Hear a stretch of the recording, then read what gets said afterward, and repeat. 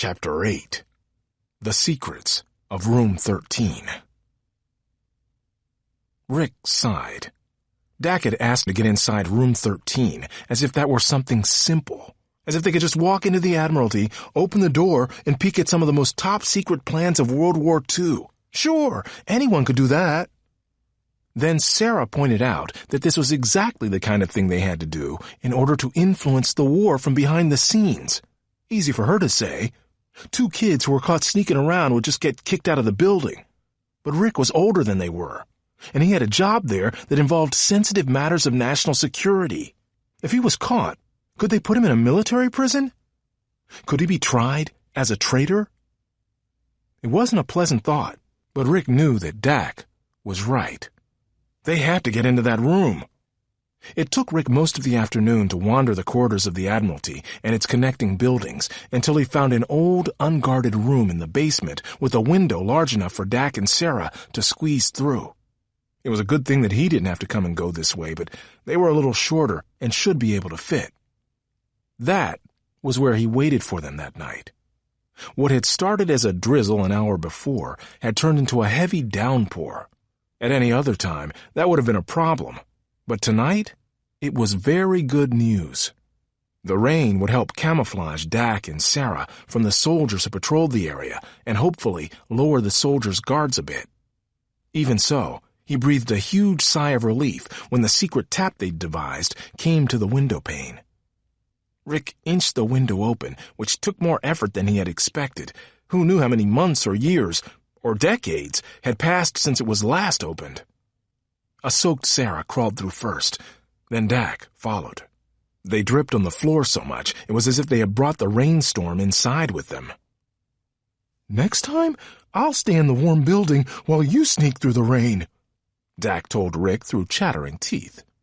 Rick had a nice response ready, but decided to save it for later, at least until Dak looked less like a wet puppy. He started to close the window, but Sera said, "We should leave it open in case we need to make a quick escape." "Good idea." Rick frowned at the water now puddled on the floor, but decided it would dry long before anyone happened upon it.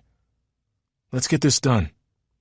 He opened the door to the hallway, and then froze, certain he had heard a shuffle in the bushes outside the window. Dak looked out, but only shrugged his shoulders. "Nobody except us is crazy enough to be out on a night like this. Must be the wind." "Come on, then." Rick led them into a narrow and dark hallway with low ceilings and worn paint. Outside, the rain seemed to have picked up speed. The pelter of drops echoed through the hallway, which masked any sound they might make, but it also made Rick nervous. It concealed any sound from an oncoming guard on his rounds, too. Room 13 was marked clearly, but for a place that held such powerful secrets, it didn't seem to be anything special. Maybe that was the idea. If a German spy got in here, the last place he'd think to look for top-secret plans was behind an ordinary door in a narrow basement. Dak stepped forward and tried the door handle. "It's locked." Sera shoved a hand in her pocket and pulled out some slim pieces of metal. "No worries. I've gotten pretty good at picking locks by now." "Excellent," Rick said. Sera went down on her knees and stuck the metal pieces inside the handle. While she did, Rick explained to Dak how the few men and women who worked inside this room mostly kept to themselves and seemed very serious about their jobs. "But they're still just regular people," he whispered. "Everyday people trying to stop a really bad guy." "Real spies don't have all the cool gadgets you see in the movies," Dak said, watching Sera struggle with the lock. "Though I sure wish we had a sonic screwdriver right about now." Rick wasn't sure he got the reference, but he raised an eyebrow knowingly. Sera continued fiddling for several minutes, all the time muttering to herself about the feel of the tumblers. Rick and Dak huddled in close to watch, and neither of them moved when she told them to back off. "I can't," she said. "This won't—" And then, halfway through a sentence that began, "We'll never—" her eyes lit up, and she exclaimed, "That did it." The lock clicked. Sera rotated it and pushed. "Let's go in," she whispered. "Why don't we all go inside?" someone behind them said in an English accent. All three kids turned and sighed in unison. A tall man with wavy brown hair, prominent cheekbones, and bushy eyebrows was motioning them inside room 13. Once inside, he turned on the lights, then shut and locked the door behind him. Sera stood between the two boys, holding each of their hands, or rather, locking their hands in a death grip. Rick would have pulled away just to preserve some blood flow in his fingers, but Sera looked like she needed his support. Okay, he was scared too. "Who are you?" Dak asked. "Call me Anton." Then he chuckled. "I've always wanted to get inside the Admiralty, but I never thought 3 kids would make it so easy for me." "So you're a spy?" Sera asked. "I suppose you could say that." His eyes rested on Sera's sack, the one with the infinity ring inside, and Rick leaned closer to block Anton's view of it. Anton continued, "But I do not work for Britain or for Germany. They're too caught up in their war to see the bigger things happening in this world." Rick jutted out his chin. "We don't care whose side you're on. We're not here to fight. We don't have anything to do with this war." Anton's smile only widened. "Maybe not this war, but our war is even bigger, eh? Time travelers?" He chuckled again. "That's right. We know what you look like now. There is no safe place for you in this era." Rick's heart sank, and Sera squeezed his hand tighter, if that was possible. He cut a glance toward Dak and saw that the younger boy's eyes were fixed on some papers on a nearby desk. Rick suppressed a groan. Even if the secrets of the universe were on those papers, it wasn't the best time for Dak to be distracted. "Do you have kids, Anton?" Sera asked. The man looked her way. "What?" Sera shrugged. "You're wearing a wedding band, and it's tarnished, so I bet you've been married a long time. Do you and your wife have any kids?" "They live very happily here in London. Why? What's it to you?" "It's nothing to me. Your kids are going to be fine," Sera said. "Because the SQ does win here. Big congratulations for that, by the way. You're about to get a lot of power and control, and pretty soon your children will have everything they want, but their children are going to have a lot to worry about. And your great-grandchildren, the ones who'll be around in the time we come from, they won't do so well at all." "Why not?" Sera continued. "The SQ is going to destroy the world. Literally destroy it. I've been there. I've seen it for myself. If you don't let us go free, your grandchildren will face one disaster after another, and your great-grandchildren will not survive to adulthood." Anton's eyes darted from one kid to the other. "You're lying." Rick shook his head. "You're a time warden, so we know what your orders are. But we are the last hope for your family. What you choose to do right now can either save them or destroy them." Anton hesitated for a moment, and then frowned. "You're lying. The SQ will save this world. In time, we will control everything and everyone. And then there will be no more war or starvation or catastrophe. The woman in red has promised it." Dak snorted, then went back to reading the paper. Anton looked offended that his speech had failed to impress any of them. He stepped closer to Dak to get his attention. "I'm deciding whether to kill you and your friends. You might at least listen to me." "Huh?" Dak looked up. "Sorry, I know you're under orders, but—" "Wow." And his voice trailed off again as his focus wandered back to the papers. Anton withdrew a pocket knife from his pants and opened the blade. "Tell you what. You all come with me nice and quiet, and I'll take you back to Tilda. She'll know what to do with you." "Hold on," Dak said. "I'll be finished in a minute." "You'll come with me now." Anton advanced with the blade angled toward Dak. "Or else." "You wouldn't be threatening me if you knew how brilliant this plan is," Dak said. But it's already in motion. What is? Getting no response, Anton strode over to Dak and shoved him aside to look at the papers for himself. When he did, Dak picked up the heavy telephone from the desk and swung it at Anton's head.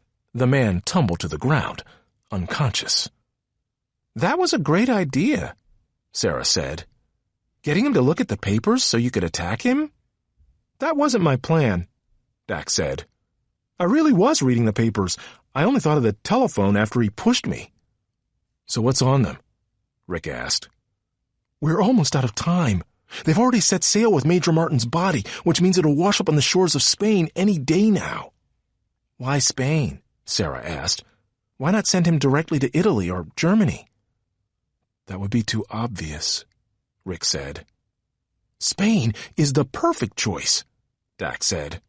Officially, they're a neutral country in the war, but unofficially, a lot of people in the Spanish government are on Germany's side. So we have to hope the people who get Martin's body support Germany and slip them the phony plans, Sera said. I think I know what we need to do about Mincemeat Man, Dak said. But we're gonna have to split up. Behind them, Anton began to stir. Tell us about it later, Rick said. Let's drag this guy away from the top-secret intelligence and dump him in some bushes before he wakes up. Chapter 9. Split Up. The next morning, Dak stood with Sera and Rick at the ferry docks near London. He had explained to them everything he'd read the night before while in the Admiralty, but neither of them seemed too excited about the jobs ahead. Rick handed scraps of paper to Dak and Sera with a phone number written on them. That's for a payphone near the Admiralty, he said. Memorize the number, then destroy the paper because we're spies now.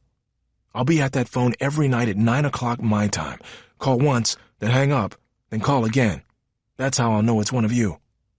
Sera shoved her paper into her pocket. We'll both call every night. I don't like splitting up. Me neither, Rick said. If the body is already on its way to Spain, I won't do much good here. If something goes wrong, we need someone here in London to warn the officials, Dak said. You already have a job at the Admiralty, so it makes sense to keep you here, just in case. But what if Anton comes back? Sera asked. Or someone like him. I knew there would be SQ among the Axis powers, but the British are fighting for their freedom and survival. How can Anton really believe he's doing the right thing by supporting the SQ over the Allies? Tilda lied to him, Dak said. Just like the SQ lies to everyone else. She's made him believe that he's saving Earth from the cataclysm. When they're the ones causing it, Rick added. Don't worry about Anton. I'm sure it'll take him a few days to see straight again. You two just get your jobs done. I'll make sure Spain believes Major Martin is a British officer who drowned a few days ago in the ocean, Sera said. Not a homeless man who died from rat poison a few months ago. I'll bet you know more about science than any of those coroners, Dak said confidently. Fight science with science. Sera bit her lip. Rick and I have jobs that make sense, but why do you have to go to Germany? Dak didn't want to go behind enemy lines, but even if Rick and Sera did their jobs perfectly, none of it mattered unless Germany believed Martin's papers were real. Somehow, Dak had to get to Hitler. He was brutal, Sera said. If Hitler suspects you're there as a spy, just do your parts right and maybe I won't have to do anything, Dak said quickly. Mincemeat Man was a good plan, but everything had to fall in place perfectly for the plan to work. And if it doesn't, Hitler could have you sent to the concentration camps, Sera said, or even killed. I'm already dealing with the cataclysm. If I can face that, then I can deal with Hitler. Dak shrugged. Then a mischievous smile crossed his face. That sounded pretty brave, right? We should remember that. For the book they write about me one day. You better go before I lose my lunch, Rick told Dak. Besides, you don't want to miss your boat. You first, Dak said to Sera. She was going to use the infinity ring to warp to the morgue in Huelva, Spain, where Major Martin's body was expected to be taken. Traveling there by boat and across land could take a week or more, which would be too late. Sera nodded and ducked into a thicket of trees nearby. She pulled the infinity ring from its bag, crouched low, and then pushed the button that would send her away.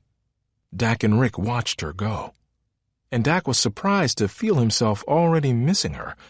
It wasn't that he liked her, or at least he didn't like her in that way, but things were never quite right when she was gone.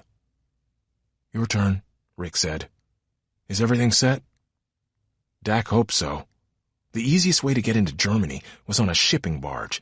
It had come from a neutral country and was only making stops at ports for businesses unconnected to the war.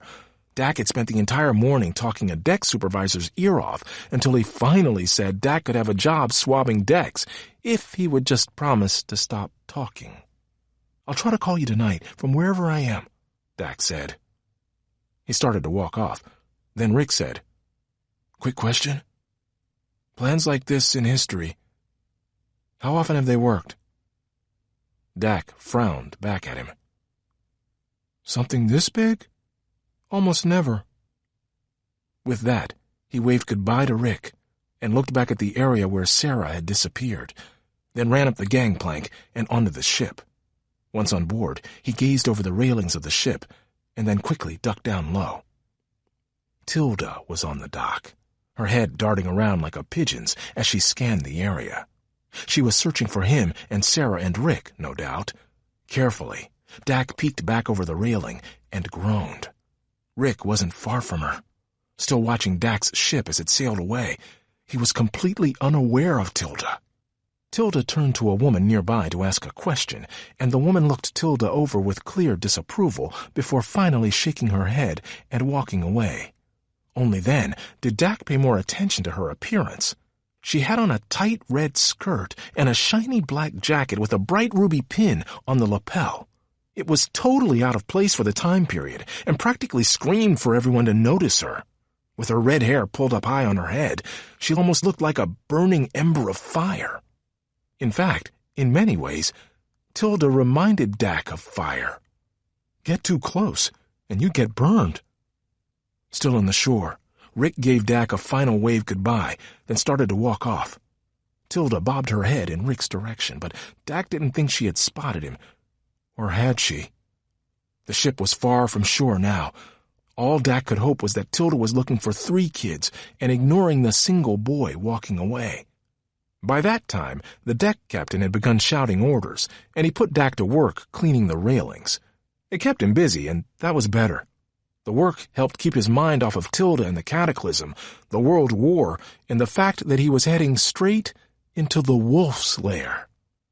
He scrubbed decks for nearly the entire day at sea, but was given a warm meal with the other crewmen that evening, shortly before the captain announced that the ship would soon be docking in Germany.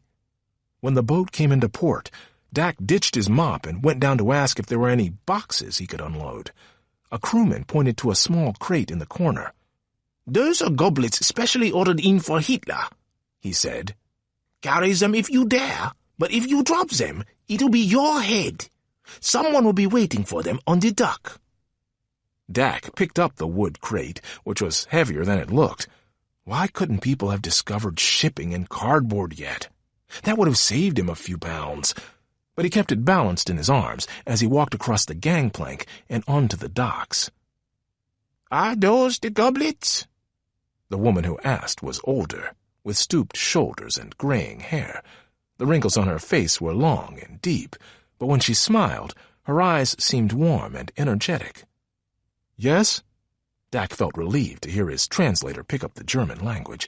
It was the first time since he'd landed in 1943 that he needed to speak in a language other than his own. "None of them had better be broken. They're for the Führer, you know." "You work for Hitler, then?" Dak asked. "I do kitchen work at a bunker in Berlin. Nothing more." She held out her arms. "Well, hand them over." "The box is heavier than it looks," Dak said. "I'm worried you might drop them." "And if I let you carry them for me, what would you want in return?" the woman asked. "Just a ride to Berlin," Dak said. She smiled. "It's a long drive. I'd enjoy the company. But you'll have to do more than carry this box to my car. I'll also expect you to do all the unloading once we've arrived. If you work hard enough, maybe I can hire you. We need a good kitchen boy." "It's a deal." Dak was quick to agree before this opportunity passed him by. He wouldn't be anywhere near a phone tonight to call Rick, but this was more important. For better or worse, he had just found his way into the heart of enemy territory. Chapter 10. Spy Class with Klaus. Sera arrived at her coordinates in Spain with a pulsing migraine and with her body feeling as if it had not quite come back together. She wiggled her fingers to make sure they were still there and was rewarded with sensations of hot electrical currents traveling from them along her arms and into her chest.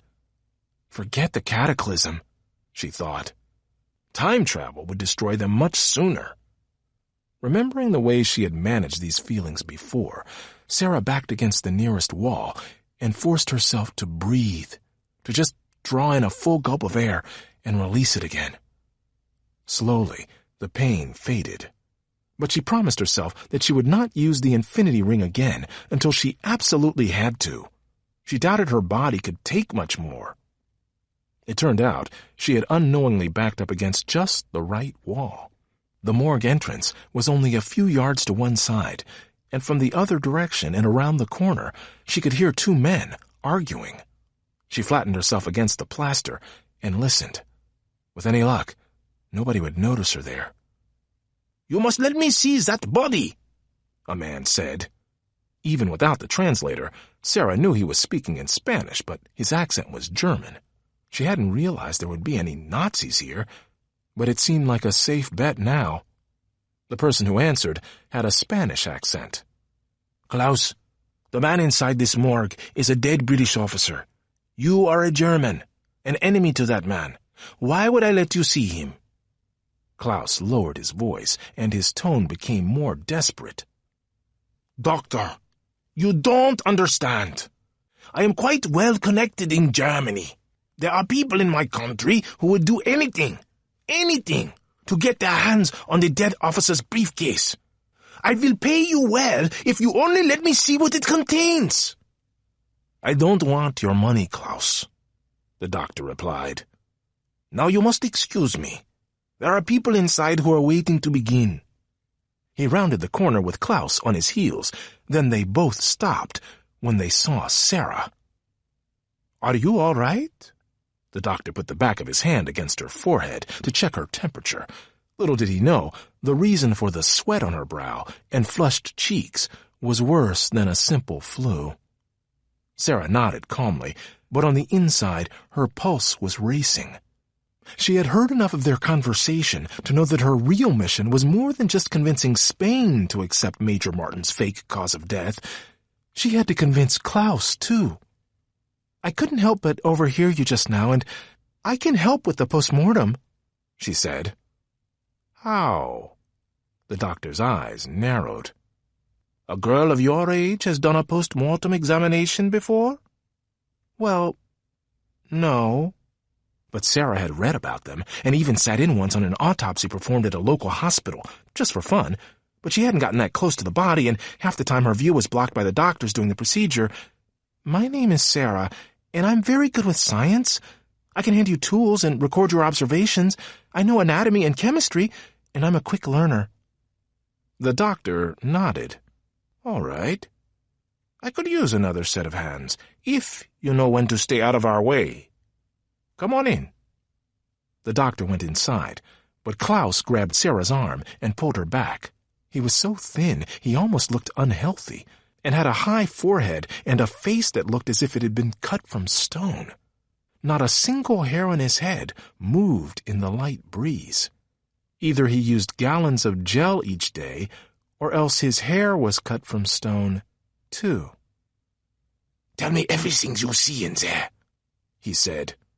"I'll pay you well for any information." Sera shook him off. "How much?" Klaus wasn't likely to trust her as a spy, but he obviously trusted in the power of a good bribe. He withdrew a thick wad of money from his pocket and flipped through it. "That depends on what you tell me." Sera felt like running away, or yelling, or doing nearly anything other than helping this man. But she was a spy now, and this was her one chance to convince Klaus she was on his side. She whispered, "If you meet me after the examination, I'll tell you everything I see." Klaus studied her a moment, then leaned in and pinched her cheeks. "I'll pay you for information I can use," he said. "But if I find out you are lying or holding back a single detail, then you are the one who will pay." Sera wormed from his grip, then backed away from his threats and into the morgue. There were others in the room besides the doctor. A man in a British uniform stood there looking bored. Did he know about Mincemeat Man, or was he just as confused as everyone else? Next to him was a man in a Spanish uniform who was holding a wet briefcase. Martin's, no doubt. He asked if they could hurry up because he had already missed lunch. The doctor was working with a young attendant, and Sera thought she saw a resemblance between them. His son, perhaps? There was an American soldier, too, sitting in the corner and looking like he was about to be sick from the horrid smell in the room. None of them paid Sera much attention, except the doctor, who handed her a clipboard and told her to write down everything he dictated. And, of course, lying flat on a table was the guest of honor, Major Martin, Mincemeat Man, who was worse than dead. He looked like a full-on zombie, with sunken eyes, yellow skin, and knotted hands. Right then and there, Sera decided that she would grow up to be a physicist or a botanist or any scientist that didn't deal with dead bodies, because this was just gross. The attendant started by emptying Martin's pockets. Most of what he found was useless, just soggy old receipts, some cash, stamps, and 2 ticket stubs from a theater. Sera wondered why anyone had bothered to put all that into his pockets. None of it had anything to do with the fake plans. But then she realized it wasn't about convincing the Germans that the plans were real. It was about making the Germans believe Major Martin was real. If they thought Martin was a real British officer, they'd automatically believe his plans. Major Martin wasn't supposed to be some unfortunate homeless person who'd been holed up in a freezer for the past 3 months. He was supposed to have been alive only a few days ago, doing the things living people did. All that stuff in his pockets was genius. Next, the Spanish officer placed the briefcase on a table and unlocked it with an attached set of keys. Seawater dripped back onto the papers inside as it was opened, but that didn't matter. They were already plenty wet. On top of everything were a handful of envelopes with red wax seals over them. They looked very official, like secret military plans. Sera pictured Klaus outside, drooling in his desperation to know what was in those envelopes. After loosely sifting through the contents, the Spanish officer shut the briefcase and held it out to the British man. "You'll be wanting this back, no doubt." Sera looked at the two of them, wondering what would happen next. Of course, he should take the briefcase. It came from a British soldier and should be returned to one, especially if it contained top-secret information. The British officer's eyes widened, as if he wasn't sure what to say. Only a bumbling fool would refuse to take his country's top-secret information back. But if he did, Mincemeat Man was finished. The British officer decided to play the role of bumbling fool. "Well, your superior might not like that," he finally said. "So perhaps you should deliver it to him, and then bring it back to me following the official route." The Spanish officer only shrugged, gathered up the items that had been in Martin's pockets, and left. The American followed. His face had gotten greener and greener with the smell, and once outside, he'd probably run for the nearest bush. With that, the doctor requested tools to begin the autopsy. Sera pressed in closer and reminded herself again that she was here not only as a scientist, but also as a spy. And spies could not get sick, no matter how disgusting this was. But when he cut into the body, her understanding of gross went to an entirely new level. The insides were rotted and watery. Sera knew how long this body had been frozen and how far the body would decompose in that time, but she couldn't let the doctor think it had been more than a few days. "So much decomposition," he wondered aloud. Strange. Maybe it's the seawater, Sera offered. If Martin had drowned at sea, the doctor would expect to find seawater in his lungs, and seawater was hard on a human body. The seawater and the heat, she added. And the skin is quite discolored, he said. Probably the effects from lack of air underwater, Sera said. It wasn't that. The man had actually died from eating rat poison, which contained high levels of phosphorus. That's what had turned his skin yellow. But she hoped the doctor wouldn't think too long or hard about it. To her, the signs that Martin hadn't died at sea were so obvious, but the doctor had no reason to suspect it was anything else, so she hoped he'd keep trying to find ways to explain Martin's condition that were consistent for a drowning. Finally, the doctor wiped his brow with the back of his arm. It's quite warm for an autopsy, don't you agree? The smell is a bit much, the British officer replied. To be thorough, I need more time. The doctor wasn't stupid, and that worried Sera. With more time, he was bound to realize Martin had been dead long before he was dumped into the sea. And if he figured that out, word would get back to the Nazis no matter what Sera told Klaus. She spoke quickly. Of course, this heat will continue to degrade the body, even worse than what's already happened since he was pulled ashore. Very soon it will be hard to know anything for sure. True. You are a bright girl. The doctor pursed his lips, then ordered his assistant to help him move the body into a wood coffin behind them. Let the death certificate state that this is a drowning victim, in the water for 8 to 10 days. Very good, the British officer said, probably too quickly. He must know about the plan, Sera thought, or at least enough to know his role in this morgue today. Before the lid went on, the doctor placed a hand on the coffin. Still, there are questions that should be answered. A drowning victim is always, nibbled on by the fish. I see none of that here. Seawater should have made his hair brittle and stiff. But it is not. Even his clothes are in better condition than I would have expected for a man floating this long in the water.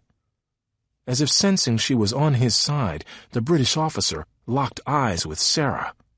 She looked up at the doctor. These are good questions. I'm sure you'll want others to come and check your work. The Germans, perhaps? The doctor frowned down at her. No, he didn't want the Germans checking his work any more than he wanted to be hung upside down and subjected to tickle torture. It is death by drowning, the doctor said firmly. That is my final conclusion. His body will be returned immediately to the British for burial.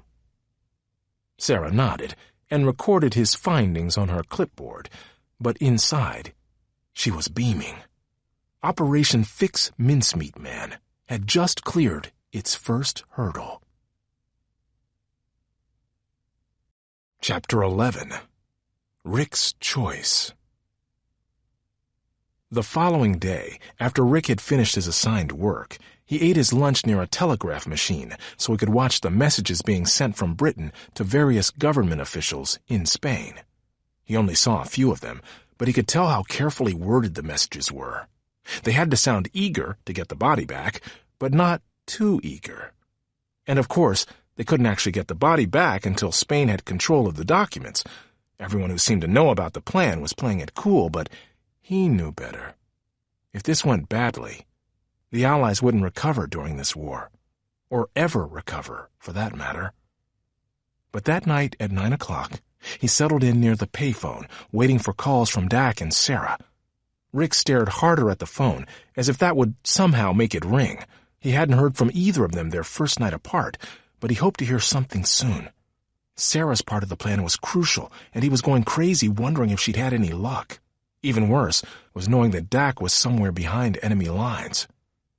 Finally, the phone rang once and stopped. After a few seconds, it rang again. That was the signal. It was either Dak or Sera calling him.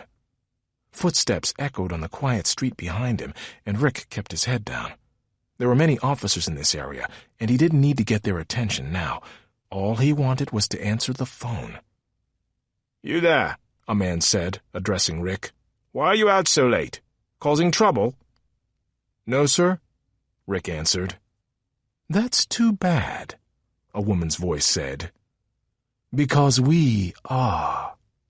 Even before he turned around, Rick knew who had come. That was Tilda's voice, cold and harsh. She made porcupines seem cuddly. Rick's legs turned to mush, and he had to force himself to turn. Tilda stood between two sloppy and unshaven men who were roughly the size of small mountains. Aside from their British uniforms, they looked nothing like soldiers. Although he couldn't see weapons in their hands, he didn't doubt for a minute that they had them. "Answer that phone," Tilda ordered. "It's for you, right?" Rick had almost forgotten it was still ringing and couldn't understand why the caller hadn't given up already. Maybe they were in trouble or needed help? But as he stared into the black eyes of Tilda and her friends, Rick began to think nobody needed more help at the moment than him. "Pick up the phone," Tilda repeated. "And if you say anything I don't like, you're going to regret it." Rick picked up the phone, and instantly, Tilda was in the phone box at his side, her ear pressed to the outside of the receiver for whatever she could hear. "Rick!"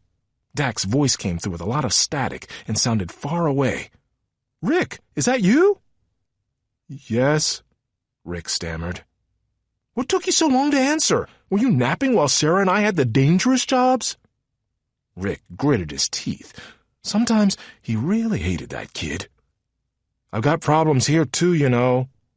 "Well, unless your problem is that wicked witch of the future, it's not worse than mine," Dak said, unknowingly earning Rick a jab in the ribs with Tilda's pointy elbow. "You won't believe where I am." "I'm sure I won't," Rick said, "so there's really no reason to tell me." He bit into his last words as Tilda kicked him in the shin. Beside him, Tilda motioned that Rick should keep Dak talking. Maybe she didn't know that kid never needed any encouragement to run his mouth. "Are you okay?" Dak asked. "You sound tired," Rick finished. "And I bet you are too, since you had to travel all the way to Switzerland today." "What? No, I'm not in Switzerland. You know I went to Quietville." If Dak couldn't catch the subtle cues, Rick would try a more obvious one. "You're at the Keep Your Mouth Closed for Once hotel." "Hitler's headquarters in Berlin. They gave me a job." "Oh." Then Dak realized what Rick had just said. Finally, it seemed that Tilda had heard enough. She ducked out of the phone box and motioned at her thugs, who grabbed Rick's arms and ripped him away from the phone. One of them clamped a hand over his mouth, while the other pulled his arms behind his back and held them there. "Hello?" Dak's voice could be heard coming from the receiver, dangling by its cord. "Hello?" Tilda returned to the booth, picked up the phone, and glared at Rick for a moment before she spoke into the receiver.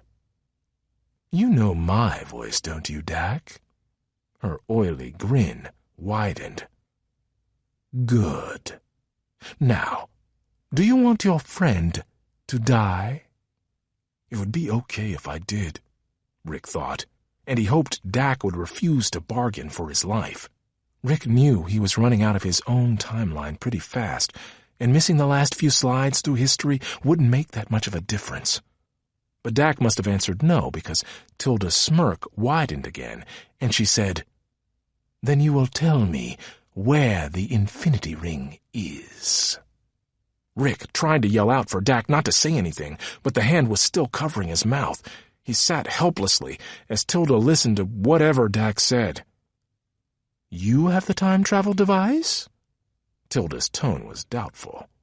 "An object that could literally hand control of the entire world to Adolf Hitler, and you brought it with you to Germany?" Whatever Dak said in answer, Tilda wasn't buying it. "I think you're lying," she said. "I think you're trying to protect your friends. Who has it, Rick or Sera?" Rick heard Dak protesting when Tilda pulled the phone away from her ear, but her eyes only narrowed in on his. "You remember my friend Anton, correct?" He spies on the British when needed, and spies on the Germans equally well. A triple spy, Rick thought. One who had access to both sides of the war, but was loyal only to the SQ. Tilda added, Anton and another of our agents, Cleo, have access to that same headquarters. I expect Anton has made his way back to Germany by now. Rick's teeth were clenched so tightly together that he could barely speak. So? I want you to tell me if Dak has the Infinity Ring, because if he does, then my next call will be to Anton and Cleo. By tomorrow morning, Dak will be nothing but a distant memory. So, tell me, Rick, does Dak have the Infinity Ring? Rick closed his eyes to think. Dak didn't have the Infinity Ring, so nothing was really gained by lying to Tilda, and he couldn't let her make that call to Berlin and endanger Dak. But what could he possibly say to buy them all some more time? He shook his head, and then opened his eyes. Dak doesn't have the ring. Then who does? Rick tried to keep his voice even and to look straight at Tilda. None of us have it. The historian of this time period has it. Nonsense, Tilda said. The only historian in this area was killed in an air raid in Aberdeen. She smiled evilly. I'm from the future, too, remember? You've lost your one advantage. She held the phone back up to her ear and said, Listen carefully, Dak, because even though you just tried lying to me, what I'm about to tell you is the exact truth. I've got Rick, and if you do not tell me where the ring is this moment, you will never see him alive again. There was a long silence while Rick strained to hear Dak's response on the phone, but he couldn't hear anything and only knew Dak had answered when Tilda hung up the phone and turned to her thugs. The girl has it, and she's somewhere in Spain. We need to know exactly where she is. This kid can tell us? Rick shook his head. I don't know, he said. She typed in the coordinates, and I don't know them. Will she call? Tilda asked. Without Rick's help, she answered her own question. Of course she will. We just have to be patient and wait for her to get in touch. What about him? One of the thugs asked, gesturing at Rick. We have to keep him alive for now, Tilda said. We might still need his help to get that ring. It was a bad situation. All right, Rick admitted to himself, it was a terrible situation, but at least Dak was safe, and with any luck, he might even find some way to warn Sera. Or that was what he thought before Tilda picked up the telephone once more and started dialing. Who are you calling now? The other thug asked. Anton and Cleo, our friends in Berlin, Tilda said. Maybe we still need Rick alive, but we don't need Dak. Chapter 12. Dodging the SQ. Dak was in a full-blown panic by the time Tilda hung up on him. She had Rick, and who knew what she'd do to him if things didn't go her way.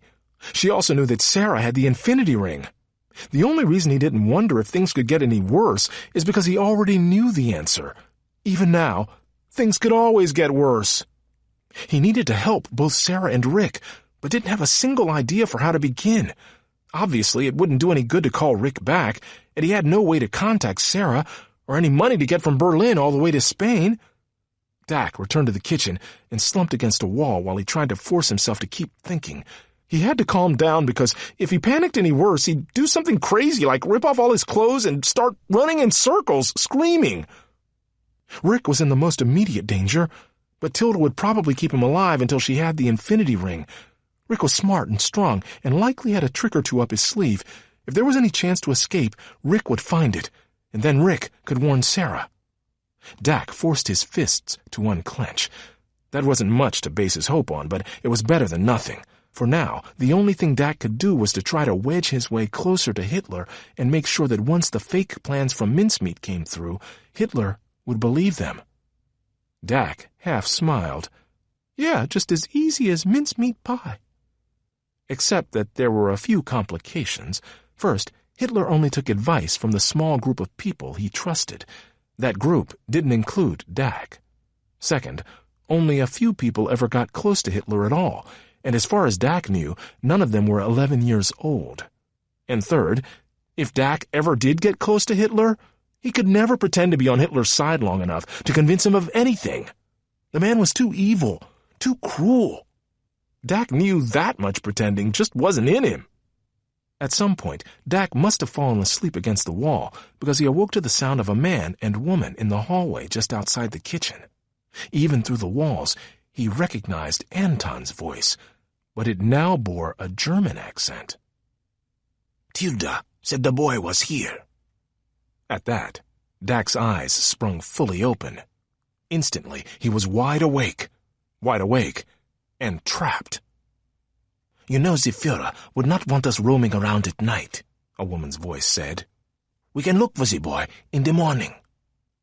At one point, while he had been on the phone with Tilda, Dak had thought he heard her threaten to send SQ agents after him here in Berlin, but the static had been so thick on the phone he had hoped he heard wrong. Apparently not. He looked around for a place to hide, but where was he supposed to go? A cupboard? Who are you more afraid of? Anton asked. Tilda or the Führer? Dak asked himself the same question. It was sort of like asking which was the better way to die, by lightning or by getting thrown off a cliff. Neither option sounded particularly fun, and both ended the same way. She said that if we don't catch him, this boy could destroy the SQ. Anton paused while some closets were opened, searched, and shut again. Maybe we shouldn't do this. Back at the Admiralty, one of the kids, the girl, told me she had been to the future, and that everything gets destroyed.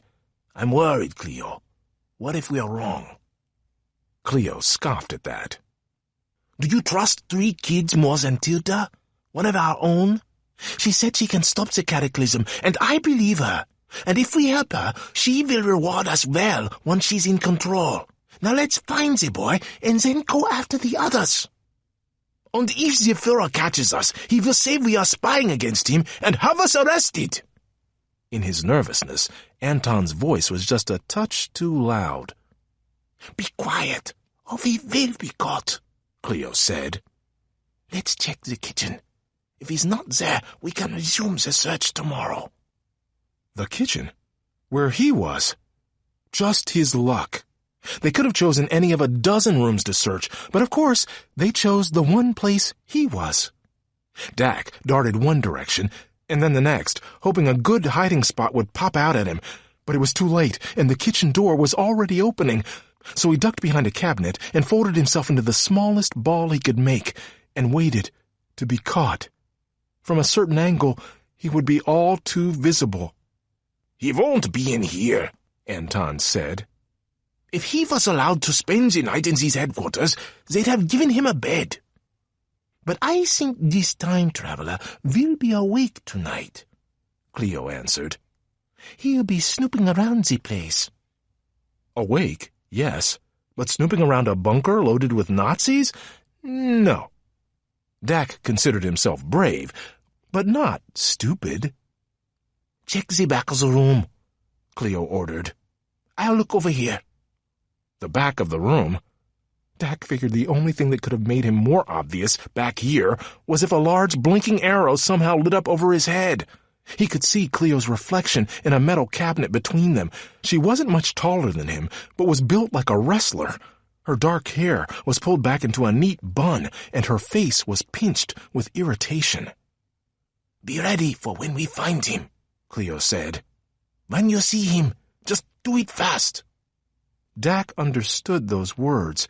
They wouldn't question him or give him a warning. There would be no chances for escape, and no one would come to rescue him here. They wanted him dead, and nothing else. But then the door opened, and a new voice said, You two, what are you doing up so late? The tension in the room shot up so quickly, Dak could actually feel the change in the air.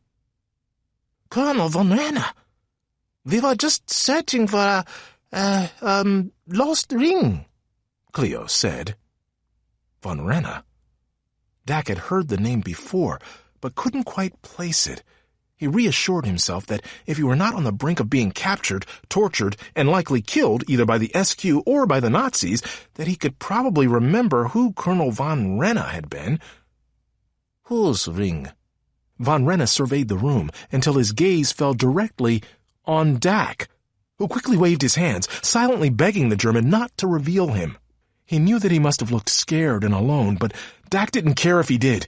He was scared and alone. Von Renna turned back to Cleo. You can find your ring in the morning. Until then, the Führer does not want people wandering the halls at all hours of the night. Now go. Yes, Colonel, Anton said, hastily sweeping both himself and Cleo out the door. Once they had gone, Von Renna impatiently said, Well, come out, boy. Dak poked his head up over the counter to find Von Renna staring back at him, arms folded. He was a thin man whose short, neatly combed hair revealed a deep widow's peak, and he wore round glasses that gave him a strict, studious look. He didn't seem to be the type of person who smiled often, but then his voice was also gentler than Dak had expected from a high-ranking Nazi. At least Von Renna had sent the SQ duo away. Dak figured his odds of surviving the next few minutes were pretty even. I haven't seen you before, Von Renna said to Dak. Dak said nothing, mostly because he was sure if he tried speaking, it would come out in some high-pitched squeal of terror that'd wake the entire house. Can you tell me why those two were looking for you? Von Renna asked. What might two Nazis want with a young boy working in the kitchen? Okay, maybe he wouldn't scream, but he was also pretty sure his mouth had forgotten how to form actual words. So Dak only shrugged his shoulders and hoped the end would come quickly and painlessly. I think you must have played a joke on them and gotten caught, Von Renna said. Yes? Well, yes. If the joke was getting himself inside the most dangerous place in Germany. Then Von Renna smiled, just a little. I suppose I played a joke or two myself when I was younger, but these are not the kind of people you want to tease. No, sir, Dak mumbled. Frankly, he was already pretty clear on that fact. And remember that you now owe me a favor in return. Do not forget. Dak nodded. If there was one thing he would never forget, it was what Von Renna had just done for him. Now let's have no more trouble, Von Renna said. Something has been found in Spain, something that might give us a great advantage over the Allies, and there is tension in the bunker. You'll be smart to stay out of everyone's way. Yes, sir, Dak mumbled. Von Renna nodded at him, then left the kitchen. Once he'd gone, Dak slumped back down to the ground, exhausted, and never so scared in his life. Chapter 13. Sera's Warnings. Sera had intended to call Rick that first evening. She felt desperate to know how he was and whether Dak had made it to Germany safely. But she had the chilling feeling somebody was watching her. Most likely that creepy Klaus. It wasn't worth the risk to make a phone call. She did, however, discover a surprising fact that made her want to call Rick even more. One of their first adventures had been on board Christopher Columbus's ship as it sailed for the New World. This Spanish city, Huelva, had looked familiar to her from the start, but it was only after she began wandering the busy port town that she realized why. 450 years had changed a lot of things, but not the basic landscape. She was now less than 10 miles from where she, Dak, and Rick had boarded Columbus's ship. For such a small coastal lagoon in the big world, it had seen its share of history. Dak would completely geek out about that, but not tonight, not until she was sure it was safe to call. In the meantime, she had to live the life of a spy, and that meant lying, something that Sera wasn't altogether comfortable with. It was one thing to lie to Klaus, but the doctor seemed like a good man, and Sera took no pleasure in deceiving him. She'd managed to convince him that she'd come to town from an impoverished village in order to pursue her love of science, something her family didn't understand. He allowed her to stay the night in a small room above his garage, but warned her that he would be putting her on the next bus out of town. "A girl's place is with her family," he had said. Sera hadn't had to fake the lump in her throat at hearing that. Until then, she had managed to avoid thinking about how her parents had been SQ. But now, she felt torn. Her mind struggled to understand how they could have aligned themselves with such evil people, and her heart longed for an explanation that would make everything okay. Despite everything, she still wanted to see them again. Sera spent the following day hoping to bump into Klaus, but he was nowhere to be found. The day after that was a funeral for Major Martin, attended by the same British officer who had been at the post-mortem, some disinterested Spanish officers, and a few curious people from the town. Even if she hadn't been there on spy duty, Sera wanted to attend the ceremony. She might have been the only person there who knew Major Martin was really a homeless man who died a few months ago from eating rat poison. He may not have given his life for his country, but he had given his death. For that, he deserved to be honored. A couple of times during the funeral, she saw the top of Klaus's crisp blonde hair poking into people's whispered conversations as if eavesdropping for anything suspicious. Perhaps he was hoping Martin's briefcase might somehow fall from the sky and land in his lap. But it wasn't until the guests left that he found her sitting on a bench near the cemetery. Just to have him beside her felt like a cold wind had blown in, but she kept her calm. "I heard a rumor that Major Martin drowned at sea," he said. "Probably after his plane crashed." "That's what the doctor decided." "Why didn't any other bodies wash up on shore? Where's the plane wreckage?" "Don't appear too obvious," Sera reminded herself. If she was supposed to be on Germany's side, then she should be hopeful, but not yet convinced. "That's a good point," she said. "You should probably wait another week or two and see if anything else washes up." "Stupid girl!" Klaus crossed his legs and turned away from her. "If Martin was carrying information, we can't wait 2 weeks to get it." Sera tried to hide her smile. That's what she'd hoped he'd think. Who was stupid now? "Martin had papers with him, correct? In a briefcase?" Sera nodded. She wanted to tell him the entire fake plan, to convince him right then that Martin was real, that Britain was invading Greece and not Sicily, and that he should tell Hitler just to surrender now. But the truth was that she hadn't seen anything written on the papers. Right now, it was more important to make Klaus trust her. And to get that trust, she had to tell him the truth. "He had papers," she said. "But I couldn't see what they said. There were envelopes inside the briefcase, too, and they were sealed." Then, just in case it helped, she added, "The British officer in the room didn't seem very happy that Spain has them." Klaus smiled. "That's because many officials in Spain quietly support Germany in this war. But they can't just hand the papers over to us. Our work must be subtler."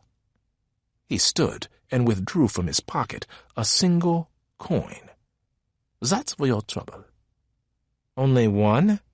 Sera said. "This won't buy anything." "Then find me more information," Klaus said. Sera nodded, and he left. Only then did her heart begin to beat normally again. Had she done enough? Would the papers really make their way into German hands without any further effort on her part? She was so lost in thought that she didn't realize the doctor was approaching her until he sat on the bench where Klaus had just been. "Sera, why were you speaking with that man?" he asked. "Klaus?" Sera tried to keep her cool, but her heart rate was already back up again. "He was curious about Major Martin. He wanted to know what happened to the briefcase.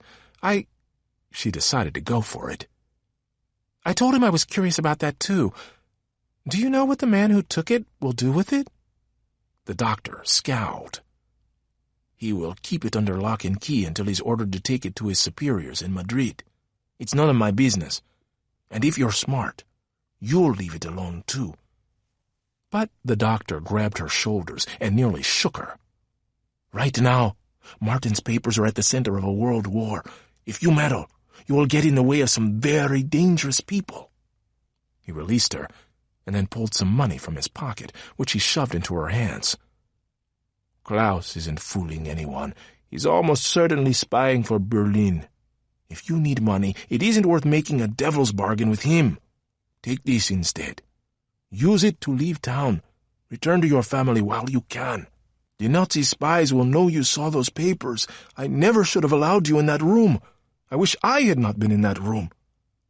Sera pocketed the money and thanked him, promising she would consider what he'd said. Then she made her way back into town. The worry in the doctor's voice bothered her more than she wanted to admit. Obviously, she knew this was dangerous, but hadn't she been playing a dangerous game since the moment she and Dax stumbled into time travel? What made anything different now? Sera knew the answer. On past missions, she had Rick with her, or Dak, or both of them. Now, they were all separated, all fighting their individual battles, and she felt totally cut off from even knowing whether both boys were still okay. Focus, Sera told herself. Focus on the job that had to be done. For now, that was the most important thing. So she went back to hunting for any information that might be useful to Klaus. She hoped to hear some gossip or rumors about what was happening to Martin's papers, but if anyone had something worth sharing, they didn't let her in on the conversation. It was strange to be in the spy business, pretending to want one thing when she really wanted the very opposite. It was exhausting, actually. The following evening, Sera decided to take the risk and call Rick. It had been 5 days since she'd arrived in Spain, and she hadn't dared make a phone call, but she couldn't go without hearing news any longer. She found a payphone not far from a fruit stand and dialed the number Rick had given her. She let it ring once, then hung up, then retrieved her coin and dialed again. It rang only once before someone picked up. "Hello?" Rick asked. Sera was so happy to hear a friendly voice, her words came out in an explosion of information. She told him about the post-mortem examination, Klaus, and even Columbus's ship. Finally, she drew in a breath long enough to hear him telling her to stop talking. "Why?" she asked. "What's wrong? Is Dak okay? Are you?" Now that she was listening, Rick's voice was clearly strained. "Do you still have the infinity ring?" he asked. "Yes, of course. Why?" "You need to leave Spain. Go anywhere. Get—" Then his words ended in a groan, and the phone went silent. "Rick!" Sera yelled. "Rick!" Someone on the other end of the line picked up the phone. She heard breathing before any words were spoken. Then someone whispered, "Sera?" The voice was like she imagined a snake would sound. "Sera? Do you know who I am?" "Tilda." Sera's hand began shaking so hard she almost dropped the phone. "If you leave the country with that infinity ring, what do you think will happen to Rick?" "Leave him alone!" "Tomorrow, Rick and I will be in Madrid, the capital of Spain. If you want him back, then meet me in Retiro Park at noon with the infinity ring. Beside the lake is a large monument. Be there, or you will never see Rick again." Sera started to answer, but the line went dead. She hung up her phone and clutched the sack holding the infinity ring in her hands. What was she supposed to do now? There wasn't time for her to answer her own question. Only seconds after she left the phone booth, Klaus appeared and gripped her arm so tightly it made her wince.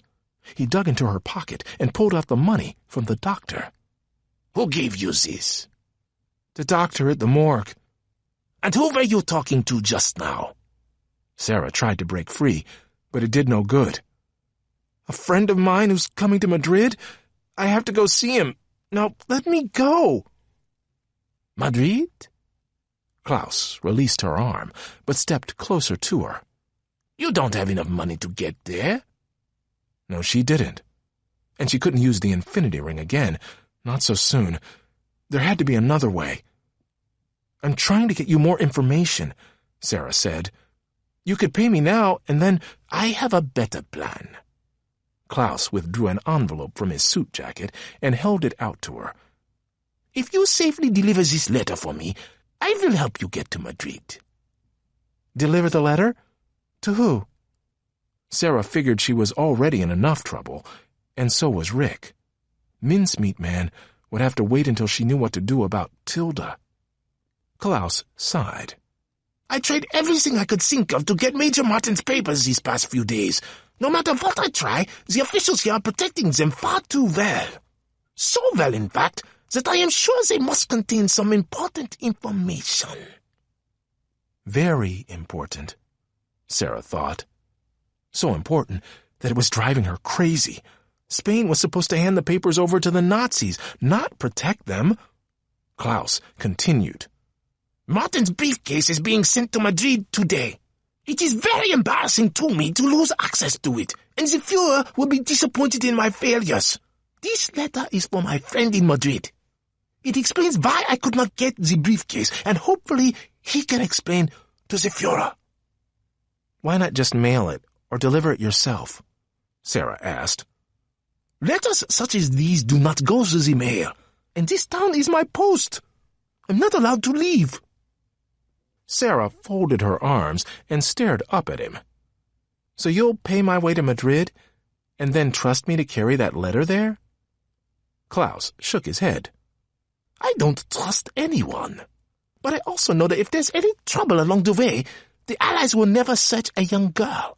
And if you fail to deliver this letter, or if you open it yourself, my friend in Madrid will find you, and please believe me when I say that he is more desperate and far less kind than I am.